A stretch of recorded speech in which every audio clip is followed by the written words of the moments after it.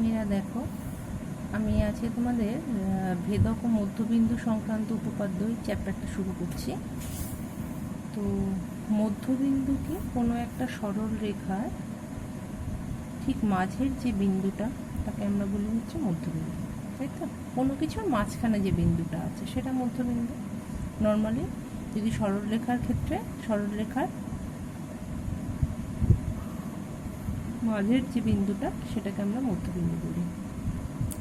আর ভেদক বা ছেদককে কোনো সরলরেখাকে একটা সরলরেখা যদি ভেদ করে বা ছেদ করে যায় এইভাবে, তাকে আমরা বলি এই সরলরেখাটাকে আরেকটি সরলরেখার ভেদক বা ছেদক বলতে পারি। স্পর্শক কি? স্পর্শক হচ্ছে সরলরেখাকে শুধুমাত্র এরকমভাবে স্পর্শ করে চলে যাবে, কোনোভাবে ভেদ বা ছেদ করবে না। কিন্তু ভেদক কি করবে? এইরকমভাবে কেটে বেরোবে। ঠিক আছে? তাহলে তোমাদের প্রথম যে উপপাদ্যটা আছে, বলছে কোনো ত্রিভুজের দুটি বাহুর মধ্যবিন্দুদ্বয় সংযোজক সরলরেখা তৃতীয় বাহুর সমান্তরাল ও অর্ধেক। কি বলছে? কোনো একটা ত্রিভুজের, ধরো আমরা একটা ত্রিভুজ নিলাম, আমাদের বইতে নাম এবিসি আছে, আমি এবিসি দিলাম। এবিসি ত্রিভুজের যে কোনো দুটি বাহুর, আমি ধরলাম এবি আর এসি বাহুর মধ্যবিন্দু। কি বলছে? কোনো ত্রিভুজের যে কোনো দুটি বাহুর মধ্যবিন্দুদ্বয় সংযোজক সরলরেখা তৃতীয় বাহুর তার সমান্তরাল ও অর্ধেক, এটা প্রমাণ করতে হবে। তাহলে আমরা একটা ত্রিভুজ ধরলাম এবিসি। এই এবিসি ত্রিভুজের এবি এবং এসি বাহুর মধ্যবিন্দু যথাক্রমে ডি এবং ই। ঠিক আছে? তাহলে কোনো ত্রিভুজের দুটি বাহুর মধ্যবিন্দুর সংযোজক রেখাংশ, তাহলে সংযোজক রেখাংশটা ডিই। আমাদের প্রমাণ করতে হবে কি? ডিই সমান্তরাল BC, DE equal to half of BC, তাই তো বলেছে। কোনো ত্রিভুজে যে কোনো দুটি বাহুর মধ্যবিন্দুদ্বয় সংযোজক রেখাংশ তৃতীয় বাহুর সমান্তরাল ও অর্ধেক, তাই তো? ডিই এই বাহুটার অর্ধেক, আর এই বাহু দুটো পরস্পর সমান্তরাল, এইটা হচ্ছে আমাদের প্রমাণ করতে হবে। এবার তোমরা জানো যে যে কোনো কিছু প্রমাণ করতে গেলে আমাদের দুটো ত্রিভুজকে সর্বসম প্রমাণ করতে হবে। এখানে আমরা দেখতে পাচ্ছি একটা ছোট ত্রিভুজ রয়েছে আর একটা বড় ত্রিভুজ রয়েছে। আমাদের প্রমাণের সুবিধার জন্য এখানে আমাদের অঙ্কন প্রয়োজন। তাহলে আমরা কি আঁকবো? না, আমরা আঁকবো হচ্ছে এই এসির সমান্তরাল আঁকলাম বি বিন্দু দিয়ে, যা বর্ধিত ডিই কে এফ বিন্দুতে ছেদ করলো। ওকে? আর এমনভাবে আমরা আঁকলাম যেন এই ইডি ইকুয়াল টু ডিএফ হয়। বোঝা গেল? তাহলে আমরা কি কি পাচ্ছি? দুটো ত্রিভুজ পাচ্ছি, একটা হচ্ছে এ ডি ই, আর একটা পাচ্ছি হচ্ছে ত্রিভুজ বি এফ ডি। এই দুটো ত্রিভুজকে যদি আমাদের সর্বসম প্রমাণ করতে চাই, তাহলে কি কি দরকার? দেখো, আমরা কি বলতে পারি? এই কোণটার এই কোণটা সমান, কেন? এরা পরস্পর বিপ্রতীপ কোণ, তাই তো? তাহলে আমরা বলতে পারি কোণ এ ডিই ইকুয়াল টু কোণ বি ডি এফ, এরা পরস্পর বিপ্রতীপ কোণ, তাই তো? আর কি বলতে পারি? এই কোণটা আর এই কোণটা সমান, কেন? এরা পরস্পর দেখো একান্তর কোণ।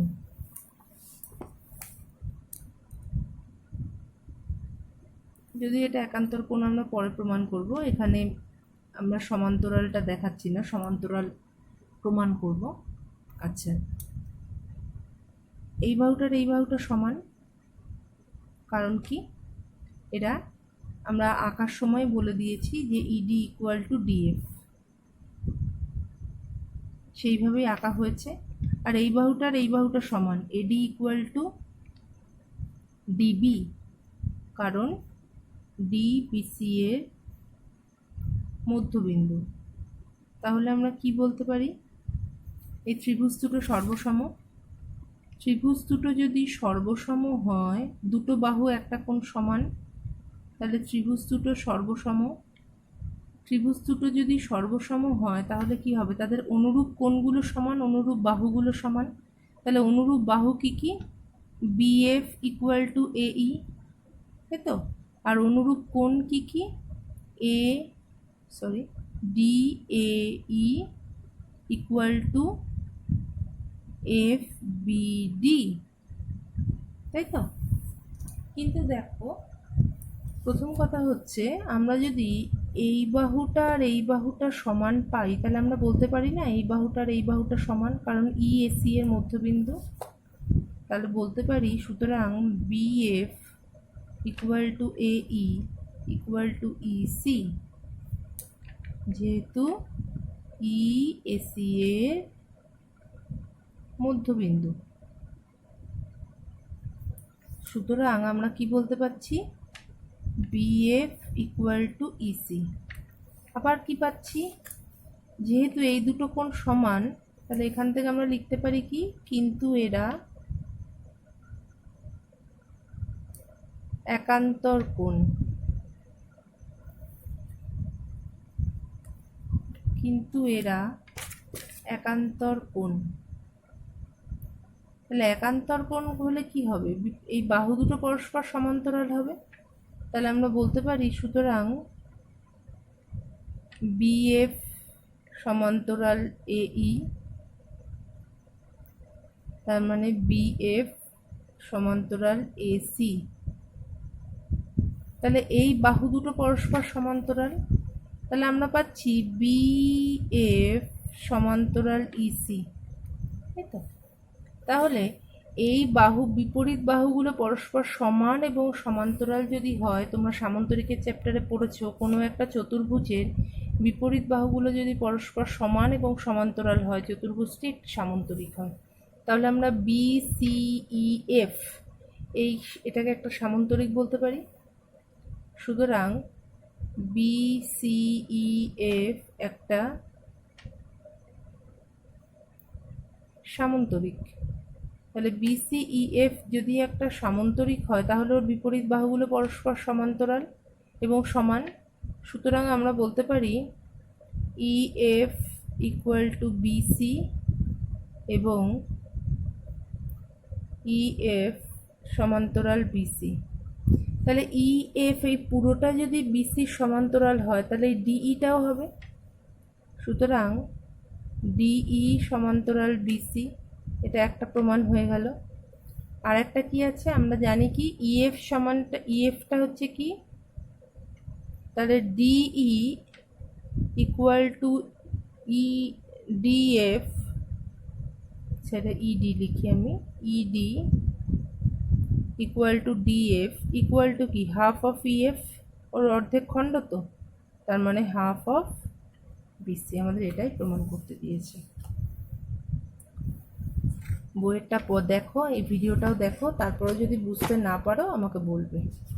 আচ্ছা, এরপরে যেটা আছে ঠিক এটার বিপরীত উপপাদ্য, সেটা হচ্ছে উপপাদ্য 21। প্রয়োগগুলো আমি তোমাদের পরে করাবো, আগে মেইন উপপাদ্যগুলো দেখো। উপপাদ্য 21-এ দেখো কি বলছে। উপপাদ্য 21 কিন্তু ঠিক এর বিপরীতটা। এবার কি বলছে, আমরা যুক্তি দিয়ে প্রমাণ করি কোনো ত্রিভুজের যে কোনো দুটি বাহুর যে কোনো একটি বাহুর মধ্যবিন্দু দিয়ে অঙ্কিত দ্বিতীয় বাহুর সমান্তরাল সরলরেখা তৃতীয় বাহুকে সমদ্বিখণ্ডিত করবে এবং সমান্তরাল সরলরেখার খণ্ডিতাংশ দ্বিতীয় বাহুর অর্ধেক হবে। মন দিয়ে দেখো, আগেরটায় কি বলেছিল, আচ্ছা এটাই কি বলছে, কোনো ত্রিভুজের যে কোনো একটি বাহুর মধ্যবিন্দু দিয়ে অঙ্কিত, আগেরবার কিন্তু আমাদের দুটি বাহুর মধ্যবিন্দু বলেছিল, এবার একটি বাহুর মধ্যবিন্দু বলল, একটি বাহুর মধ্যবিন্দু দিয়ে অঙ্কিত দ্বিতীয় বাহুর সমান্তরাল সরলরেখা, এই বাহুটার সমান্তরাল সরলরেখা তৃতীয় বাহুকে, 3 নম্বর বাহুকে সমদ্বিখণ্ডিত করবে। তার মানে আগেরবার বলেছিল কি, যে দুটো বাহুর সংযোজক সরলরেখা তৃতীয় বাহুর সমান্তরাল ও অর্ধেক, তাই তো বলেছিল। এবার এখানে কি বলল, কোনো একটা বিন্দুর মধ্যবিন্দু দিয়ে অঙ্কিত দ্বিতীয় বাহুর সমান্তরাল সরলরেখা তৃতীয় বাহুকে সমদ্বিখণ্ডিত করবে। তার মানে আগের বার বলে দিয়েছিল এটা এর মধ্যবিন্দু, এবার এটা আমাদের মধ্যবিন্দু প্রমাণ করতে হবে। এই বাহুটার মধ্যবিন্দু যে এই বিন্দুটা, সেটা আমাদের প্রমাণ করতে হবে। আর কি বলেছে? সমান্তরাল সরলরেখার খণ্ডিতাংশ দ্বিতীয় বাহুর অর্ধেক হবে। এই খণ্ডটা এই বাহুটার অর্ধেক হবে, এটা আমাদের প্রমাণ করতে হবে। তাহলে একইভাবে আমরা কি করলাম, এবিসি একটা ত্রিভুজ আঁকলাম।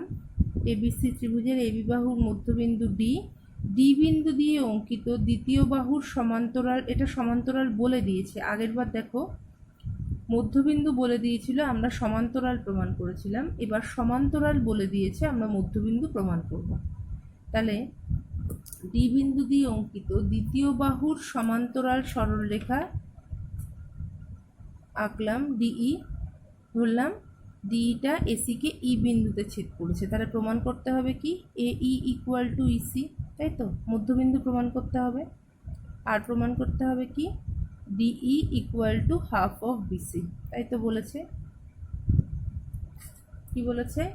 তো সমান্তরাল সরলরেখার খণ্ডিতাংশ দ্বিতীয় বাহুর অর্ধেক হবে, এটাই বলেছে।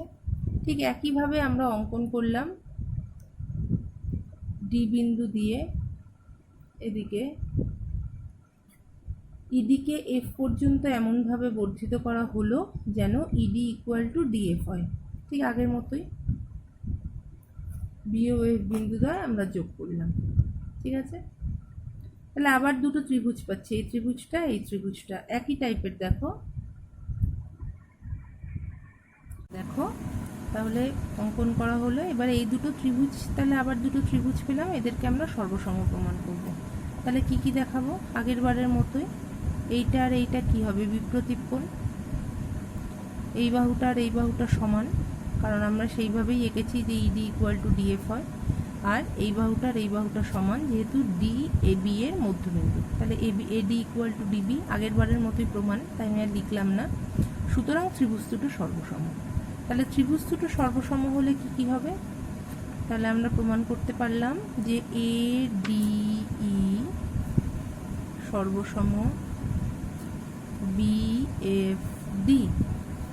এই দুটো যদি সর্বসম হয় তাহলে তাদের কি হবে? অনুরূপ কোণগুলো সমান, অনুরূপ বাহুগুলো সমান। তাহলে অনুরূপ বাহুগুলো আমরা কি পাচ্ছি? A E equal to B F সমান। আর কি পাচ্ছি? অনুরূপ কোণ সমান, তাহলে পাচ্ছি D A E equal to D B F, তাই তো? তাই যদি হয় তাহলে ডিএই ইকুয়াল টু ডিবিএফ, কিন্তু এরা কি কোণ? ডিএই ইকুয়াল টু ডিবিএফ, কিন্তু এরা একান্তর কোণ, কিন্তু এরা একান্তর কোণ, একান্তর কোণ। তাহলে এরা যদি একান্তর কোণ হয় তাহলে এখান থেকে আমরা কি পাচ্ছি? এই দুটো যদি একান্তর কোণ হয় তাহলে আমরা বলতে পারি কি যে এইটা আর এইটা সমান্তরাল। তাহলে আমরা বলতে পারছি কি এ ই সমান্তরাল বিএফ।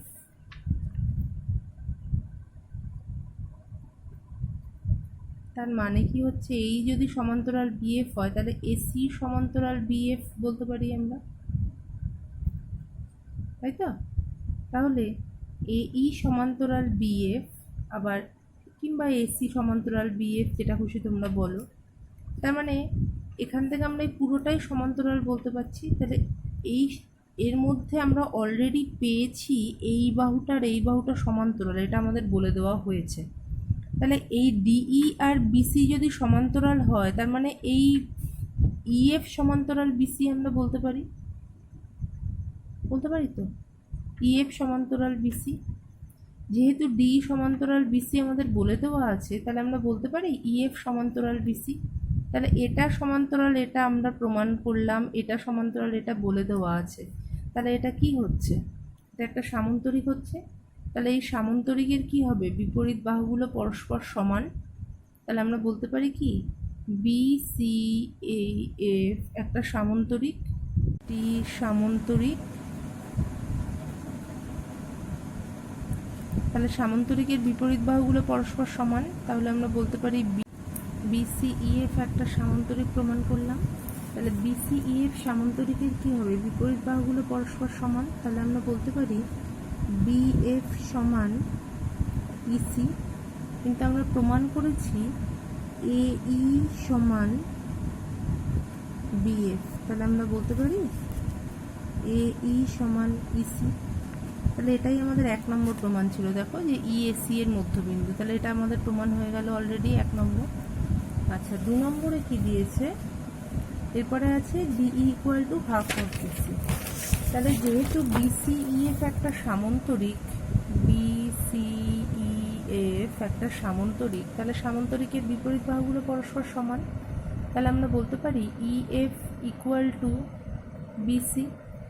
আমরা যখন EF বাহুটা এঁকেছিলাম আমরা কিন্তু এইভাবেই এঁকেছিলাম যে ED ইকুয়াল টু DF হবে, সেইভাবেই আঁকা হয়েছিল। তাহলে এই দুটো খণ্ড সমান, তারা পুরো বাহুটার অর্ধেক EF, তাই তো? তাহলে আমরা বলতে পারি DE equal to half of EF। একটা খণ্ডকে বলতে পারি হাফ অফ EF। তাহলে EF কার সমান? BCর সমান। তাহলে DE equal to half of BC। এটাই আমাদের প্রমাণ করতে দিয়েছে। এই দুটো উপপাদ্য তোমরা পড়ো। উপপাদ্য পড়ার পর আমি তারপর তোমাদেরকে, এখানে আর একটা উপপাদ্য আছে, উপপাদ্য 22, সেটা পরীক্ষায় সেরকম আসে না, আমি একবার একটু বলে দেবো তোমাদের পরে। তো এক্সট্রা জ্যামিতিগুলো আমি পরের দিন ভিডিওতে আপলোড করবো।